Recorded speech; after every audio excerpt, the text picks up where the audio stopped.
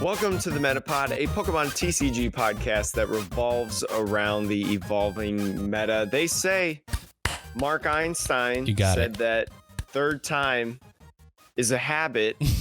And you know what? Just because this is the third episode, this is the second attempt at the third episode and third attempt, actually, of scheduling this recording because we had a little bit of audio bugs in the first go around, and then poor old Jake didn't hear the alarm clock. So this is the third time. So my apologies for this being late. We had it right on time. Sean was ready, and don't apologize to me. I scooped the apologize to the listeners. They had to wait a whole extra day. Yeah, I know. A whole extra day. Oh my gosh. Well, but I hope everyone's doing well. We've got a lot of great things to talk about. We've got results. We've got some different products coming out. And then we have a new segment that I'm now titling Jake Talk, I guess. No, it was Jake's Soapbox. Jake's Soapbox, where I literally stand up, and even though you physically can't see it, I'll literally stand up and I won't shut up about a certain topic because it's important. Yeah. But anyways, Sean, let's get the ball rolling. How are you doing? I'm good. I think the first thing we wanted to talk about, just to jump right into it, was for anybody out there who's trying to qualify for the Players' Cup, get into that top 256 or whatever it might be in your region. The actual deadline is not at the end of June. It is this Friday, the 26th. Now, I don't know exactly what time it cuts off. No idea how to translate that to wherever you may live, but just know that you should get all your points in probably by Thursday if you can, to be safe. But yeah, Thursday, Friday time period is when the cutoff is going to be for the Players' Cup qualification points. So just keep that in mind. Don't save your extra tickets and think, I'm going to get some play in over the weekend. No, it will be too late. And it's actually pretty convenient that we had to re-record today, because actually moderators of like the Pokemon trading card game TPCI actually put out on their forums a message, an update today. So kind of works out. I'll just touch on it. I actually just thought of it, so I apologize for not mentioning it earlier, Sean, before we started. But this will be news to me. You're breaking news to so many people right now. Yeah, so they've heard our things from the community about the discrepancies between the tournament rep and the Players' Cup leaderboards, and how it doesn't exactly match, and how people are missing points, left and right. I would say, like, I don't know a single person that is not missing points on the leaderboard as of right now. And they've been able to identify what's happening and, notice which results are not being calculated, and they're actively working on that solution. So they know it's a problem.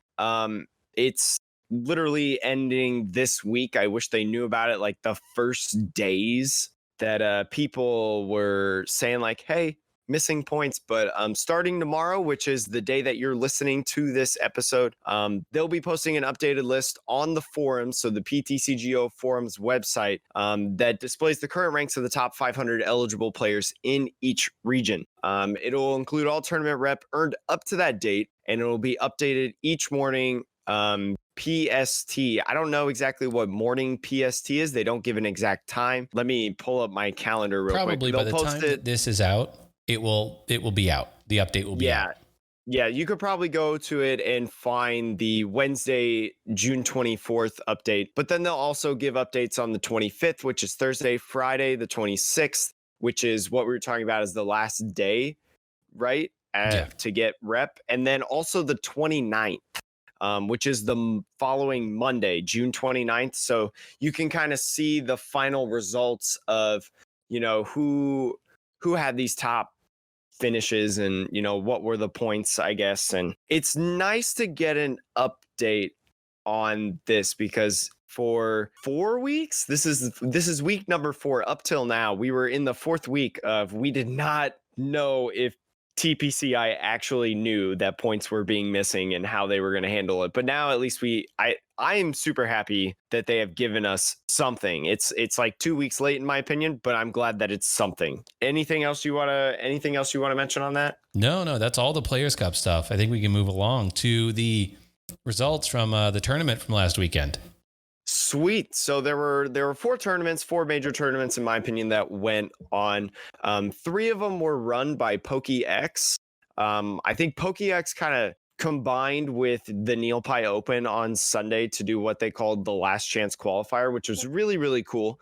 So there was that one, the PokeX Last Chance Qualifier, 6-round Swiss, top cut, 47 players overall. Then you had the Tag Bolt, which was 7-round Swiss, 42 players. The Perfection 2, another 7-round Swiss, top 8 cut, 77 players overall. So obviously Perfection 2 having the most people. But then there was another one that I think is a good one to talk about. I saw Josh Sutherland. I always say your name wrong. I'm sorry, Josh. I know please don't hate me. But I saw him post on Burbank about the Hegster tournament going on. 5-round Swiss, 4 top cut, had 13 players in it. One of the players that placed in top 4, I know personally, who does a lot of tournament stuff. So exciting to see. There was a lot of great results, but what was kind of the biggest surprise, Sean, in your opinion, looking at these results?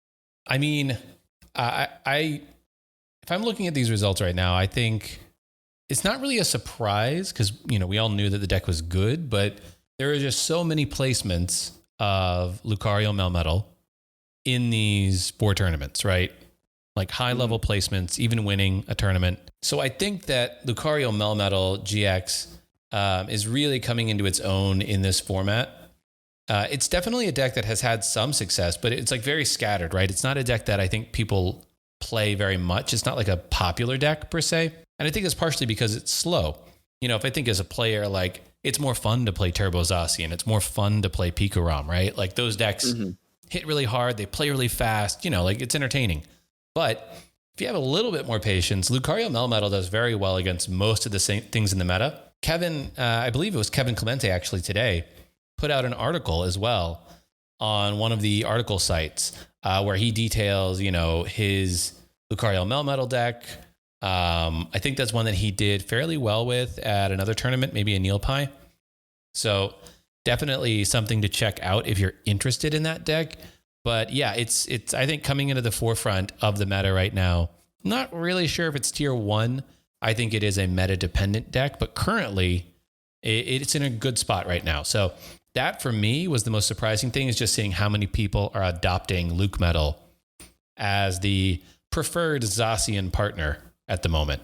If you want to read Kevin's article, it is on 60cards.net. You can go check out his tweet to link you right to it. Or if you want to do through the website, 60cards.net. It's a pretty good thing. I like it.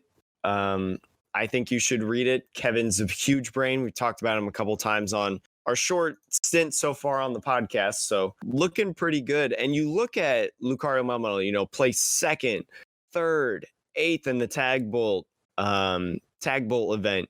It also had an appearance at 4th in the Last Chance Qualifier. It won the Hegster. And then also in Perfection 2, it also appeared as 12th and 15th. So a lot of people playing it, a lot of people liking it. And again, like you said, it's just different. It has pretty good spread across most, if not all the meta, especially when you talk about Blacephalon, not seeing as much in my personal opinion, especially with people taking against it with like so many different like plant stamp or like Marnie plant combinations, Yeah. Blacephalon appeared, it was top 8 in the PokéX, but it placed 7th overall. It was also 10th and 16th in Perfection. So only one top 10 finish over there. And I really think kind of how we talked about like Dragapult, like we've teched against it. We've done a lot of stuff to counter it and kind of keep it at bay in the meta. I think that really also brings up decks like Lucario Melmetal, that have that fire weakness. But, if Blacephalon's not being played a lot, you do your meta analysis. Um, it could take you a long way. I really want to call it tier 1 because I like the deck a lot.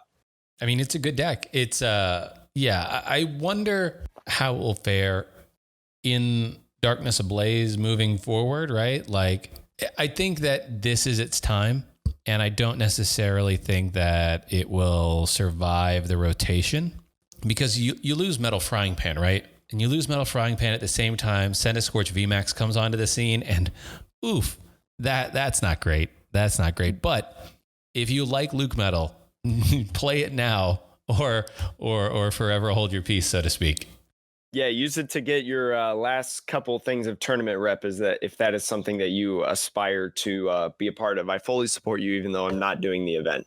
Yeah, it's a good deck for it too, because it has a good matchup against a variety of different decks. It has a good matchup against Vanilla Dragapult, against Pikarom. So the decks that people are probably going to bring the most, even Baby Blounds, it can have a good matchup against if you have the right cards like Stamp and stuff like that. So yeah, one deck that I kind of want to mention, we saw in the Limitless qualifier, it absolutely takes storm. Spiritomb.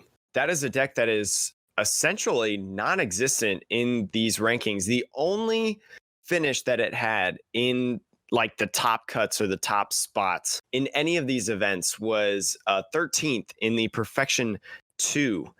It also placed 11th. Yeah. Yes. Yeah. But that's still not top 10, right? No. For a deck that placed first and second in the Limitless Invitational, that was also in top 8 of the 4th Limitless qualifier. So, Sean, I know like when we first did the recording, I actually really liked your some of your points that you made. Kind of talk about how you think Spiritomb the meta has evolved against Spiritomb, whether that's through techs or other different factors. Yeah, I mean, I think there's a couple things, right? When you listen to Luke, Celio's Network, talk about Spiritomb in one of his videos, that deck seemed particularly good for the 16-person tournament that was the Limitless Invitational. So you have such a small group of people that are playing in that, and all of those people now, you have had 4 tournaments to understand, to some degree, what decks that they seem to vibe with, right? And for other people like Azul, you kind of know what they're probably going to bring to the table. They're going to run, the Zacian combo deck. Once you kind of see whatever everyone else is going to run and you have a pretty good feel for it, right? Then you can say, okay, well, what deck is going to do pretty well against that meta? And I think, Spiritomb at that moment in time just made sense, right? You have 2 people that can bring Spiritomb to a 16-person tournament. So that means out of those 16, only 14 are the ones you have to actually worry about because 2 of you are playing Spiritomb. It really made sense because you knew that the Buzzwole is going to be good for the Pikarom matchups. The Black Market Prism Star is going to be good for the Zacian combos because they may not run but 1 stadium, if that, right? And then, every other matchup, you kind of have a good matchup against. If anybody plays Dragapult, you hit them for weakness. I think it was a good call for that small event.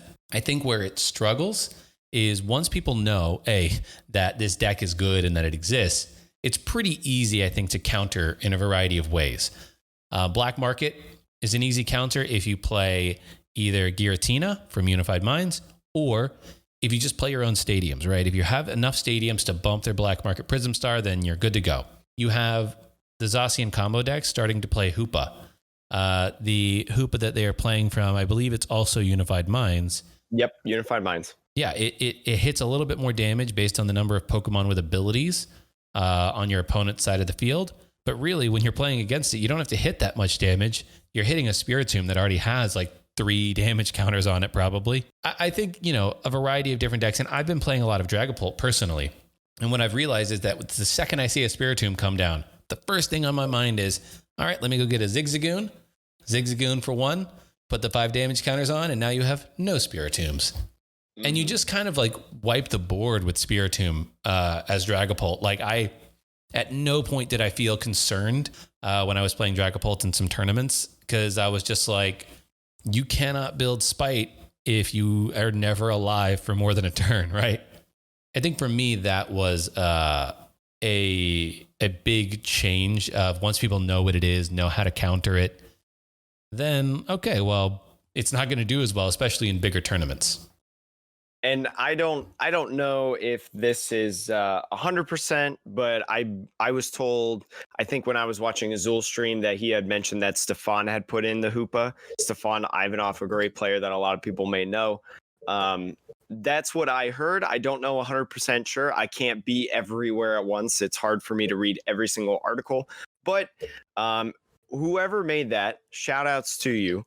But you also look at like what the Hoopa does, like, you know, if you look at what it's replacing, the Duskmane Necrozma, right? The little baby one that hits 60 on a GX, like that was used to like soften up things like ADP, Pikaram, you know, those big tag teams that Zacian can't really one shot in Zacian combo. I'm surprised nobody thought of it before, because Hoopa used to be a thing that appeared in a lot of decks, right? Well, yeah, Before I think even it was I think big when Unified from sorry, yeah. what? No, I think it was a good tech for Tina tags, right? For spell tag Malamar. Yeah, like spell tag Malamar. And I know, like, I'm pretty sure that before, or like when Unified Minds came out, I'm pretty sure Pikaram played it. They might have, yeah. I'm pretty sure I remember like having a one of Hoopa in that, not only for like the Mally tags, but also for like the mirror at the time. Well, also people like myself were playing Blacephalon GX, so there's a lot of abilities there too. So like, yes. So yeah, I'm pretty sure. Yeah, I love that deck. That was my favorite deck, and I played it so much. But anyways, I just like B string. Anyways, that's kind of do we have any final words on like the results before we jump into the different things that are upcoming in the trading card game? I mean, I don't have anything else on the results personally. I think Zacian combo and Luke Metal seem to be doing very well. Pikaram is still, you know, hanging around. It's a good deck. And I personally have been really digging Dragapult. I feel like it has a very good matchup spread as well, surprisingly.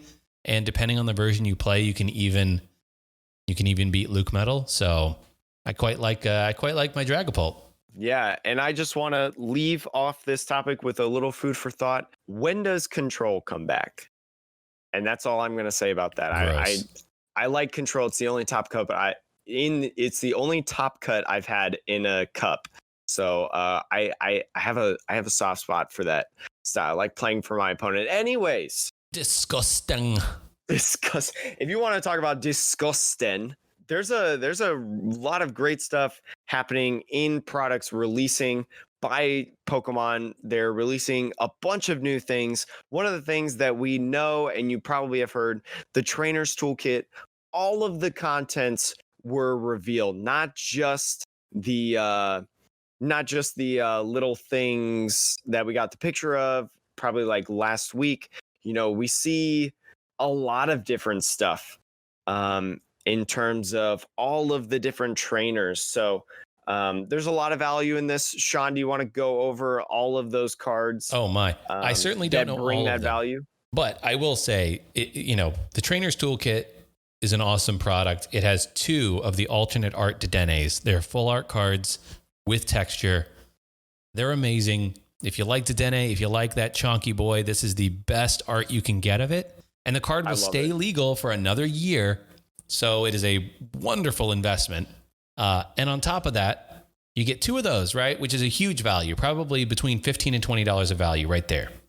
Mm-hmm. And then you also get 2 boss's orders. Now, the boss's orders are not holographic or reverse or anything like that. They are just straight up non-holo. 2 non-holo boss's orders is still probably $10 worth of value. So from just those 4 cards, you're looking at probably $25 to $30 worth of value easy in a $30 box. And like a lot of the stuff, because you get like 2 cards of a lot of different trainers. You know, you talk about Mallow and Lana, Marnie, Welder, Professor's Research, Greens, several like really good supporters, but it doesn't just stop there. You know, you talk about the different items that you get: Metal Saucer, Ordinary Rod, Air Balloon, Tool Scrapper, Fire Crystal, Vitality Band. You can even add as a not that bad of a card. Switch, maybe if you didn't have switches already. And then you talk about stadiums. You have You have Giant Hearth, which is a pretty good stadium for different fire decks. And then Turffield Stadium. The stadiums are probably like the most underwhelming part of the toolkit, which kind of like really speaks volume. And then you talk about the special energies as well. 2 Auroras, 2 Twins, 2 Speeds. This thing slaps. If you combine this with another product that they just released, so let's talk about the Pikachu and Zekrom battle deck that they released a few weeks back.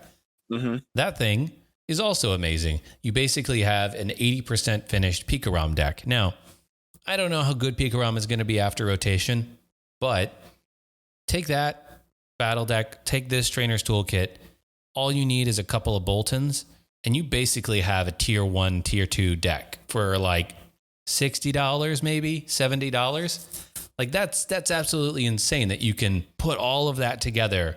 A deck that probably would have cost maybe $150 3 months ago. And it's now just like $70. That's the best way to get entry into the game. And, you know, for Pokemon as well, it's huge for them because it's easy for a parent or whatever to bring a kid or anybody into the game at just $50 to $70 at a competitive level. And, you know, kind of talking about the different entries, you know, we talk about these specific decks or these specific boxes that have all of these competitive cards in it. There's also a lot of other things that are doing real well in terms of giving us things that are going to be competitive, including some awesome tins. Now, 2 of the 3 tins, I don't really think are going to matter. I'm talking about the Pikachu, the EVV, and the Eternitis V tins. Now, upon that sentence, you probably know which one I'm talking about being competitive and being a really good tin. So, Sean, maybe talk about the importance of like Eternitis V coming out in a tin with its own like promo card. Yeah, I mean, yet again, it just like Pokemon is releasing a product, and they've actually announced this product, which they have to do, right, for the purpose of distributors and card shops. But they've decided to put what is probably going to be one of the chase cards for competitive, at least, in Darkness Ablaze into a tin that you just get automatically. Now, the tin is not necessarily cheap. I think we have landed on like their $25 MSRP. Yep, $25 USD. But like the card that you get out of there, right now that's retailing in Japan, the Japanese version, for $10 the card, and you get 5 packs. So 5 packs at $4 each plus a $10 card is already $30. Now that'll certainly drive the price down, the fact that this tin exists. But if you want to build the Eternatus deck, it's going to be a lot cheaper to just either go buy singles. That's always the cheapest. But yeah, you just go. That's what I do personally. But if you want like to have product that you can open as well, like go buy this Eternatus tin, right? Go buy the tin, and then you can have 5 packs as well. You can get a couple of tins, see what you pull out of the packs, and then you can go buy the other product. Jake, do you want to talk about the other awesome product that's coming out at the same time? Yeah, so this other product, well, I'll first mention that the tins that we were just talking about, those come out on September 4th. Just want to drop that day right there so then everybody knows. This also drops on September 4th, which is super surprising in my opinion. They're releasing a premium collection box. It's got 2 foil cards. It's got a jumbo card, which sure, I mean, I don't know what you guys do with the jumbo cards. It comes with 6 packs as well. I looked at the pack art. I have determined what the packs are. Image is probably not final though, so the packs may change, right? They could have just been packs to kind of fill up the box for the time being.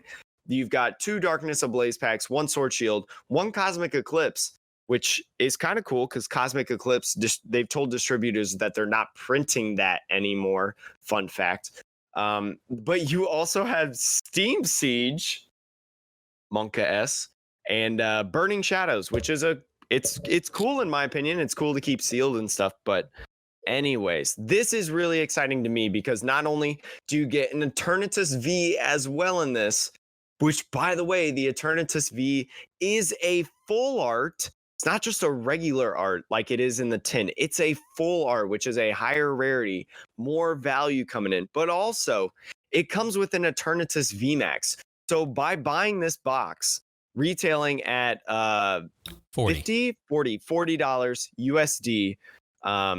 You get a 1/1 line already of Eternitis V VMAX, which is pretty cool considering that we don't have any boxes yet that have Charizard, the poster child of Pokemon. These are just two awesome products, like the premium collection that comes out and then the tin with Eternitus, that basically tells people, like, Pokemon knows that this deck is going to be good. Mm-hmm. There is no doubt in Pokemon's mind that this is going to be a top tier deck. And they're like, we want to make it as accessible as possible to people right out the gate. Because, like, look, the Dene that they are printing in the toolkit is amazing, but it did take them a year to print it, right? To make this trainer's toolkit available. This time, however, they're just straight up giving you all the goodies out the gate. The set releases on August 14th, and 3 weeks after that, you can go and just straight up buy Eternitus off the shelf.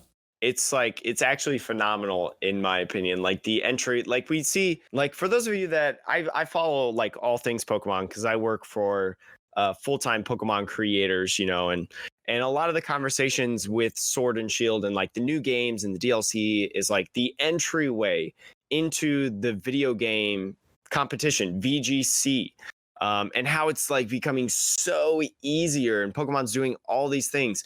Pokemon's doing that for the TCG. It's a little bit different because you have to buy like the cards, you have to buy the products, but they're releasing all of these things that are just so much easier to enter into the game because they're aware of like the meta in Japan, how that's playing out, how Eternatus is running Storm. Nobody's talking about Centiskorch though, in my opinion.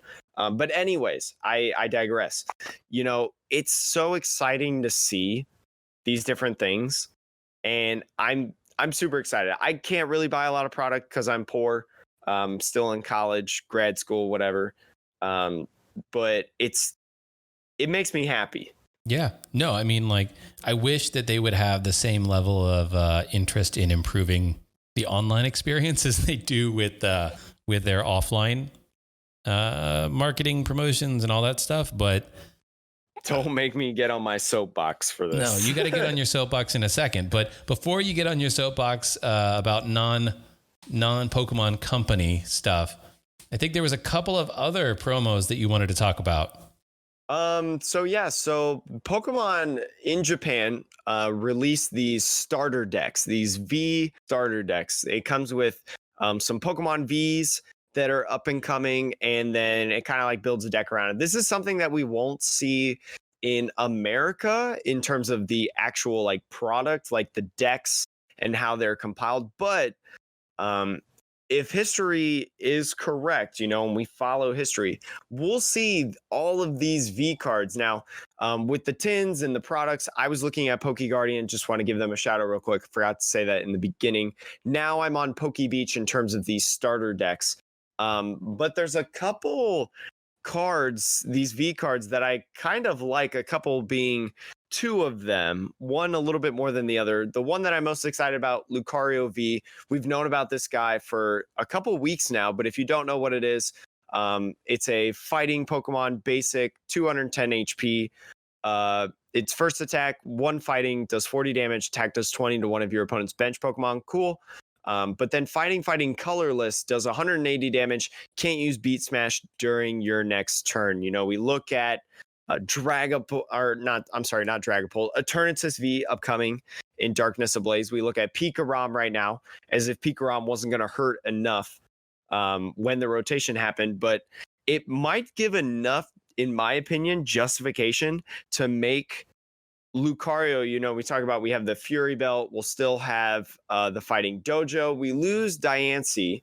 I think that this could be a deck that people play to counter the upcoming meta and do well with, you know? So, but that's enough of mine. Yeah. Do you have any rebuttals of Lucario V? I mean, I've got no rebuttals. I think that it, as you said, it's well poised, right? Like, if Eternatus is good, which everyone thinks, and knowing that, you know, Pikarom and Bolton and all of that also are going to be a thing, maybe not to the same degree they are now, but there's a lot for fighting weakness to really hit against.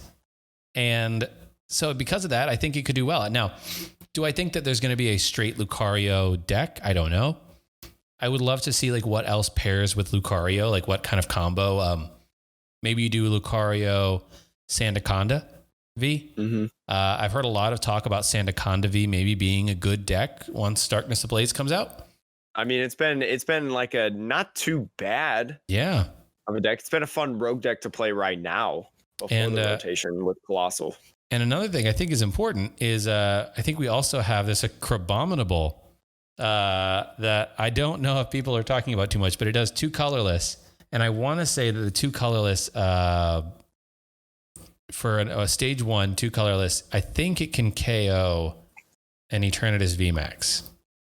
You said this was Crabominal. Is this in the set list for No, this is an old Darkness card. Ablaze? This is like a card from like a few sets ago. Yeah.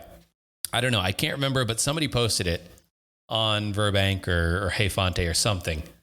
And it's just now coming back to me. But I do think that you could maybe even see a fighting box, if you will. Because like I don't think you need to build around Lucario as a soul fighting type, like a fighting Pokemon.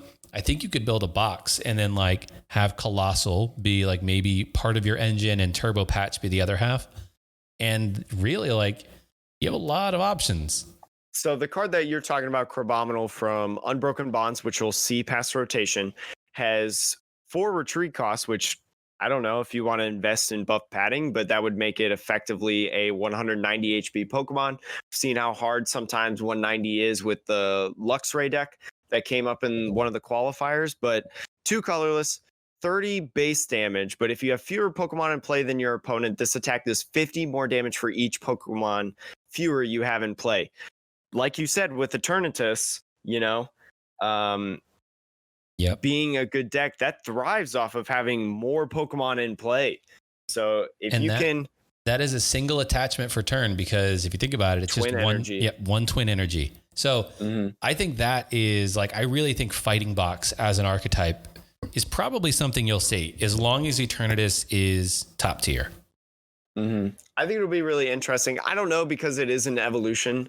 The fighting decks are as slow as is.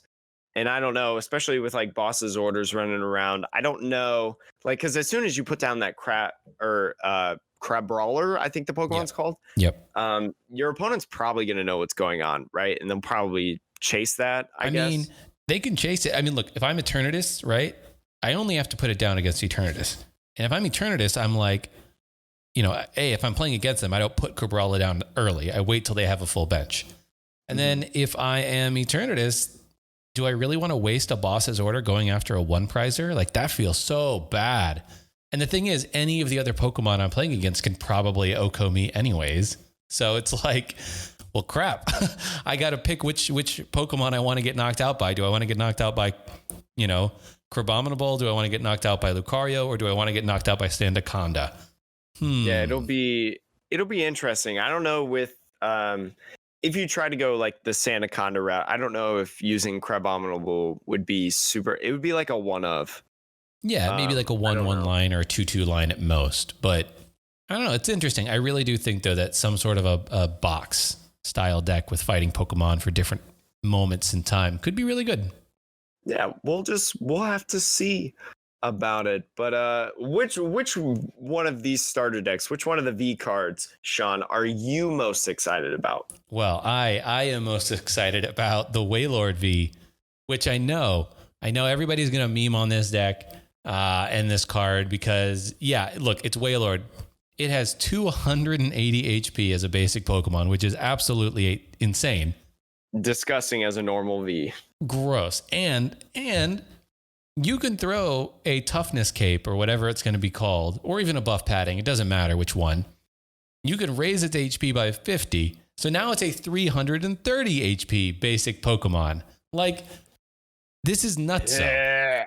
And like, this type of thing is not something that like, okay, well, yeah, it's super beefy, but it only does 90 damage or it only does 100 damage. No. Its second attack, its first attack is probably trash. Don't worry about it. Its second attack. It's kind of trash, but anyways, continue. But like, you put this in Frostmoth for 4 energy.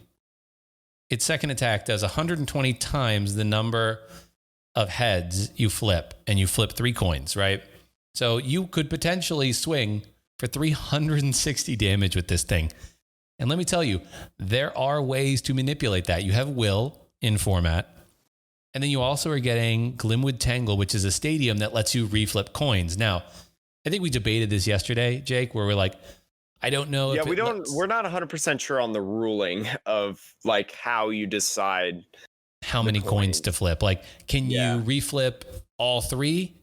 Meaning, like, if you flip 3 and you don't like that you only got 2 out of 3, can you tap Glimwood Tangle and then reflip all 3? Or do you have to decide exactly when you want to reflip and you can only reflip the most recent coin flip? Let me try to pull it up as we're sitting here. But my thought is like, also, you know, I have Will maybe because Will is a Will is a card that manipulates coin flips that could be decent for the deck, possibly if you're playing maybe like, I don't know, like Mismagius Lieutenant Surge.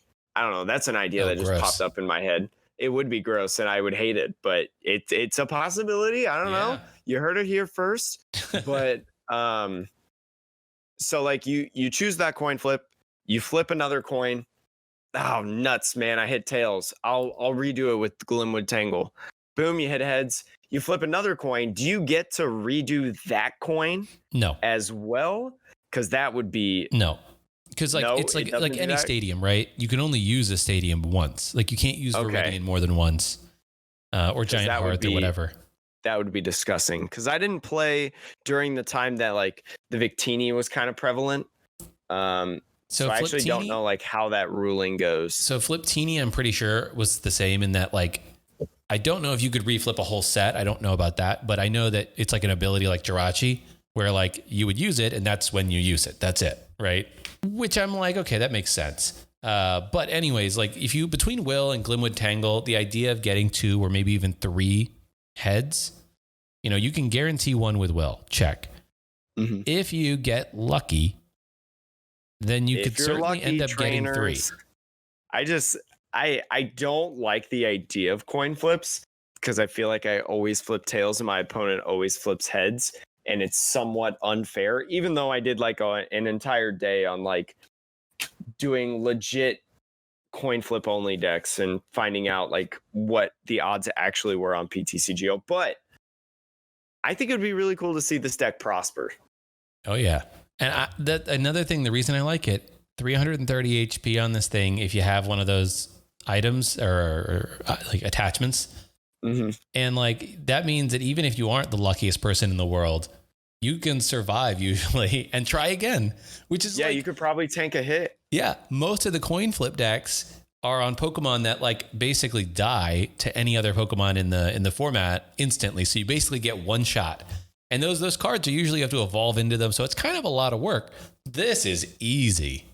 I'm a big fan. It's definitely very as they like to say sacky. It's a sack of a deck to build, but I just want to also figure out how to like pair this Waylord and the coin flippingness with like crazy healing. But I'm not really sure how one would do that. You just Mallow and Lana. Yeah, but I mean, if I want to Will, I can't Will and Mallow and Lana without Lieutenant Surge. I'm telling you, Mismagius Lieutenant Surge. I mean, maybe. Giratina Garchomp did it. You could even maybe pair this with like the Mr. Rhyme, right? Because doesn't Mr. Rhyme, it's a water Pokemon first off, but doesn't it block the damage counters from Dragapult? Yep. So like you could protect your Frostmoth that way, or you could just play like, well, I don't know if you run like a 2-2 line of like Glimwood Tangle and Sky Pillar. Well, we lose Sky Pillar, so chalk that up. I think you were right the first time. Mr. Rhyme, if Dragapult is still a deck when this comes out, then yeah, Mr. Rhyme is good. Pair that with your Frostmoth on the bench. And you could put another Waylord down and then just like Mallow and Lana pivot between them every turn. It's just nuts. Or just Dragapult is way too slow and Eternitis VMAX just absolutely blasted out of the meta. Yeah, but as somebody who just played that deck and made some videos about it, shameless plug. My turn for a shameless plug. No, not allowed on my. I'm just kidding. Yeah, I can say right now that unless Dragapult has some serious changes, it's gonna struggle against Eternitis. Oh yeah, That doesn't surprise me at all. One more card that I want to talk about in these little starter decks. We kind of knew about this card a little bit, and it's not necessarily something that I think is going to be like top tier, but I've had like some ideas about it. Is Galarian Slowbro V. Now, Galarian Slowbro, one of my favorite Galarian forms because he's like little Mega Man. He's a little Mega Man with the Shelder clenching onto his hand. But its ability, it's a dark type Pokemon, basic, 210 HP, quick draw poison once during your turn. If this Pokemon is your active Pokemon, you may leave your opponent's active Pokemon poison. Now the attack, dark, colorless, don't really care about it. 130, defending Pokemon can't retreat during the next turn. We don't really care about that. The only reason I'm thinking about it is the ability. Because you look at, some of the decks right now. I made a video when Emery Taylor played Toxicity VMAX in the Limitless Qualifier, made a day 2 appearance. I believe it also appeared in Qualifier 4, not necessarily Emery, but somebody else, I think, played Toxicity VMAX and made a day 2 as well. But this Pokemon, if you think about it, like one of the things that maybe Toxicity struggles with is it struggles with multiple evolutions, right? Because you have to evolve the Garbodor, you have to evolve the Toxicity in order to get the poison off, right? So then you can do more damage with Toxicity VMAX, hitting those bigger decks. With Slowbro, there's a basic Pokemon that you can just slap down. And if you play a deck or you play a card like Dark City, right? Because we're still going to have energy acceleration in Tapu Koko, because that is going to be from Team Up, so it survives the rotation. What if you played a lot of Dark City? So Dark City says your basic Pokemon have free retreat, so you don't have to worry about the air balloon. You put in the Unbroken Bonds Marshadow, so then you can get rid of like something like a Swell. Yeah. I don't think it would make it like a tier 1 deck, but I do think it would be something cool to like play around with the idea and have some fun with, to have one of those like more like fun tier 3 decks. Yeah, no, I think what it does is, to your point, it just makes Toxicity better.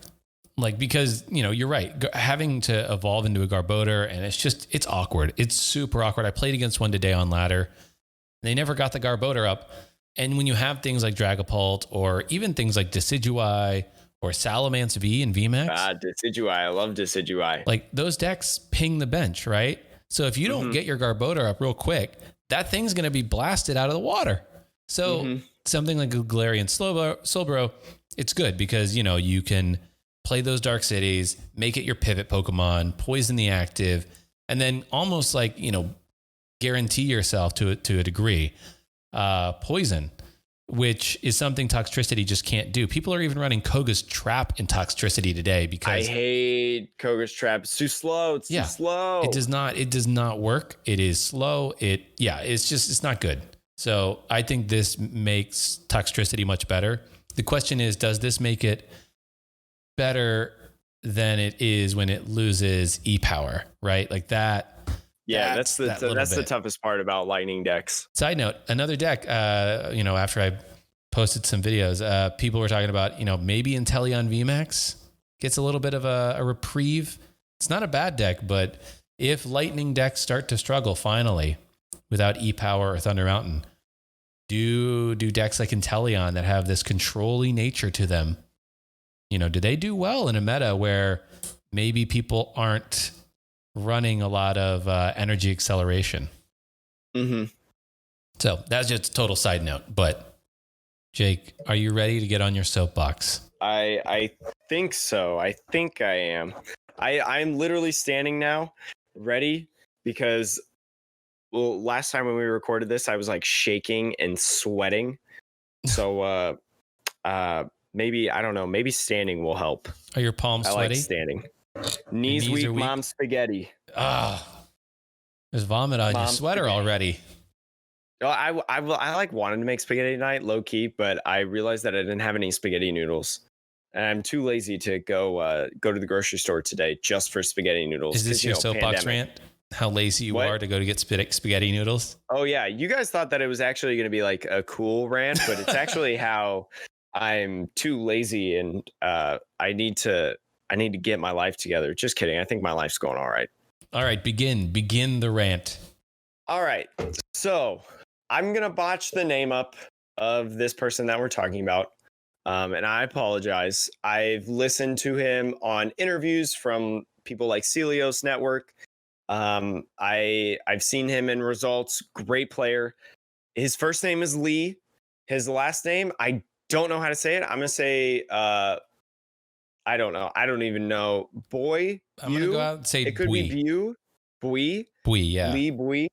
Um, I'm so sorry. Feel free to send me a DM or type it out, tag me on Twitter about how to say your last name, because I have a last name that people don't really pronounce right the first time, and I absolutely hate it. So I 100% know how that feels. But anyways, that's not the rant. The rant is not that I am super bad at English, because we already know that's apparent. Lee was participating in a tournament. One of the Pokédex tournaments.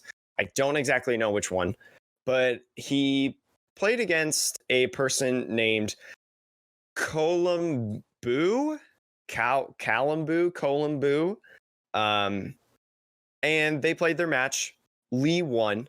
And I'm pretty sure that Lee won pretty handedly, because after the win, Colum, or whoever this fuckhead is, I'm sorry, sent like 19 messages, straight messages, in a span of minutes saying, "What was that BM?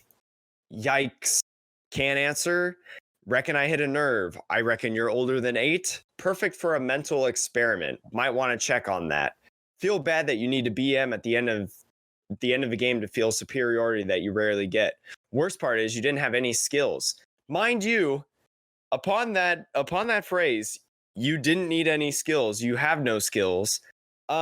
Lee placed top 16 in the Limitless qualifier with ADP Zacian, which is a deck that basically everybody's written off right now. So I don't know if I would say that Lee has no skills. So this person essentially tried to go off on Lee. Wait, I'm sorry, what? I was saying they were just butthurt. They were 100% butt hurt about this loss, and just like making notes about like mental health, and like it's truly disgusting, in my opinion. I am a big proponent. I represent a lot of student athletes within the NCAA, and I have a lot of conversations about mental health. I lost my train of thought. Sexual misconduct, which we'll get into later. And then also discrimination.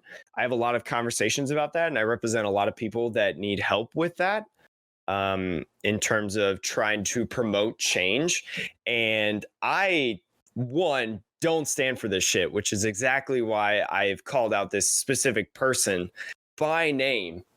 I mean, people need to realize, one, when you lose, take your loss, kid, and find out how you get the win next time. All right? There's no reason to, if you're mad about a loss, if you truly think that someone BM'd you, which I don't think Lee did, if you lose, anybody listening, if you lose in anything, I don't care whether it's local bingo night with your grandparents, okay? I don't care if it's a Pokemon tournament. I don't care if you got denied a loan, you adults out there. Don't try to blow somebody up and, assume and just make these quick jabs. Like if you don't, for the example of, you didn't win, all right, you got outplayed, maybe your deck absolutely bricked. In what right mind? Because, and this is the problem that like technology brings in the internet, because people feel like that because they're behind a screen, you can't really see them. It's one of those things where, like, say it to my face. Like, I think if this person and Lee were standing right next to each other, like, this kid wouldn't say shit. Oh my gosh, it's all talk. It's all talk, and people think that they've got this high horse. They think they're so entitled.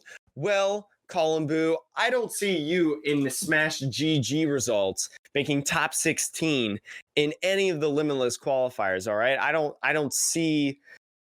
Oh, it just makes me so mad. And just like, the worst part about it is this person super serious. Lee had said like, hey, this is kind of incredibly toxic. There's no reason to pop off.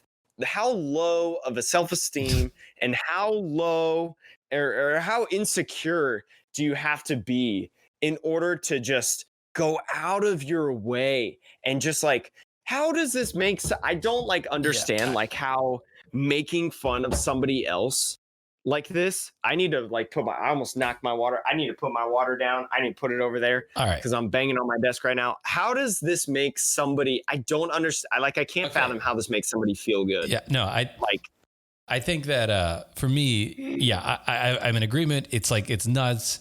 And I think your point about you wouldn't do this at a local event for the most part. I'm sure some people would, but I mean, some people would. But it's the factor of like you're behind the screen, right?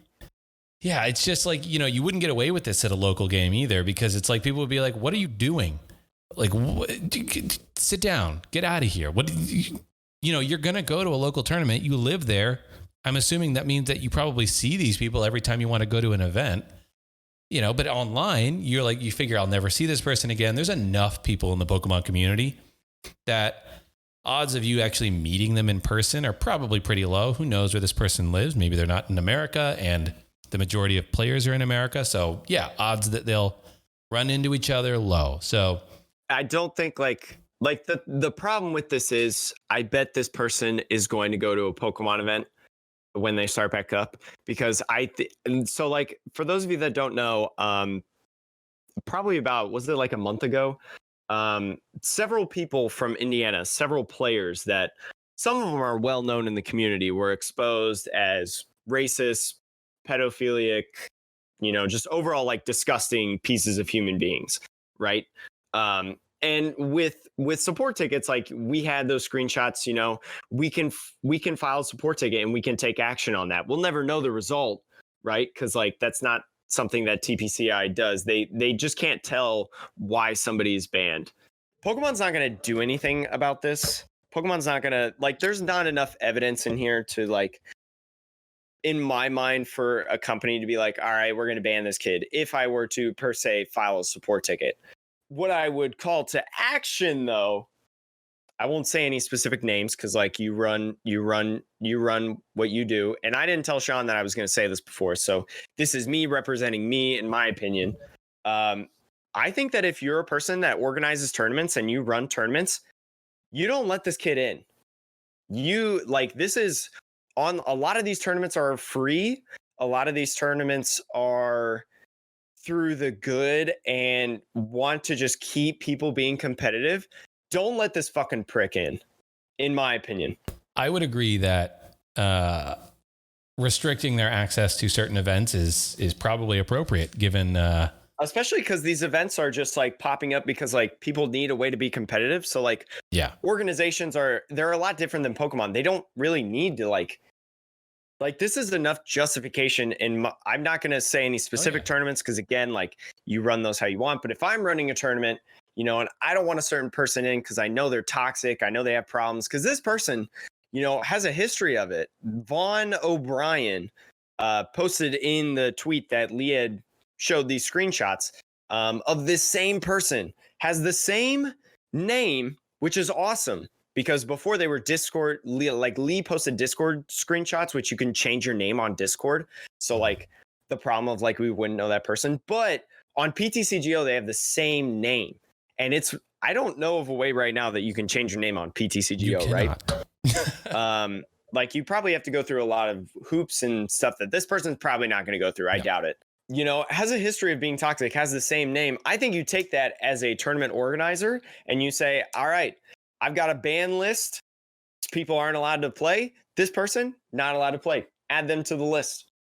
All right. Reeling us in here. So I think that was a very good rant. It was a very good soapbox. I agree with your points about, like, I don't know why this kid did this. And then also like, if you're an organizer and you know who this person is, yeah, maybe consider banning them or at the very least suspending them and having a conversation with this individual.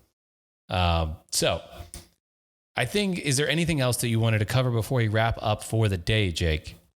I just want to say in the last 48 hours, I've seen a lot of stories being shared by both male and females about the sexual harassment um, experiences that they've had, horrific experiences that nobody should ever have to go through inside a close, tight knit Pokemon community, whether that's the TCG, whether that's the VGC, whether that's just streamers, like there's I won't say any names, but like there's content creators that I would watch play Pokemon games, and they're now horrible people, and it's there's a lot of pain.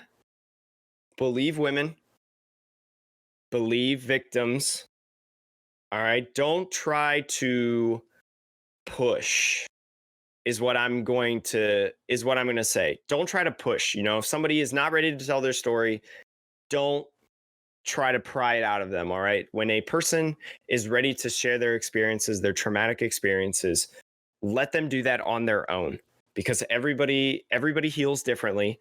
All right. And a lot of like these situations, there's a lot of untold stories. I can guarantee it. I talk to student athletes at the NCAA level, and we in the time that I've represented them, we've made changes to to sexual harassment policies on campus, and we've been able to do these great things. And everybody heals differently. Everybody has a different story, but there's so many that we don't know about. And even if you're not ready to speak it, that does not minimalize. Is that the right word? It does not is that the right word, Sean? Yeah, I mean, it doesn't minimize the experience and how you feel. It believe victims, believe women. And I add victims as well, because there are men who experience these horrific instances. Like, we see a lot of it, and it's most commonly female. Just that's what the numbers say. But there are men who have to deal with these horrific situations. Take care of each other. All right. It comes to this point of do the right thing, right? Like think about your actions before you do them, right? No means no. I think I just applaud everybody who's coming out in the community right now and sharing their stories. I think it's incredible that they're doing that, and support those people, and more so, not more so, but equally. I think what really matters is beyond just supporting people who are telling their stories of what happened to them in the past is, if you have the opportunity to take action in moments where something is happening, that is the time when people need your support the most. And it doesn't even have to be someone no. Right? Do the right thing. It doesn't matter if you know the person or not. If you can recognize, there are so many different, you can get so many different videos you can watch, and because you may be in a situation where well, I don't know the different flags, the different red flags. There are plenty of videos that you can watch that describe. There's so many good resources on on official websites and .orgs and things like that, and that you can look up to know those signs. So if you're at a Pokemon event, or just anywhere in life, if you're at the grocery store, anywhere, this is more than Pokemon. This is life. This is real life and being human beings. Do the right thing, make the right decisions. Okay. Respect other people, protect one another. And I'll sit down. Yeah, no, I mean, I agreed on all points. All right. Well, I think that should actually wrap this one up. So we'll leave you with those wonderful words to keep in mind. But I think back to the world of competitive Pokemon a bit. You can Pokemon? Catch Jake. He's also doing a Pride fundraiser by selling merch over on his Twitch channel. So you can check that out. Link will be in the show notes. And you can also check out my social medias as well. I'm doing a lot of Darkness Ablaze stuff. So if that's something you're interested in, check that out. But Jake, that is going to do it for me. I'm sweating. All right. I will catch all of you wonderful folks in a future episode. See you later. Love you.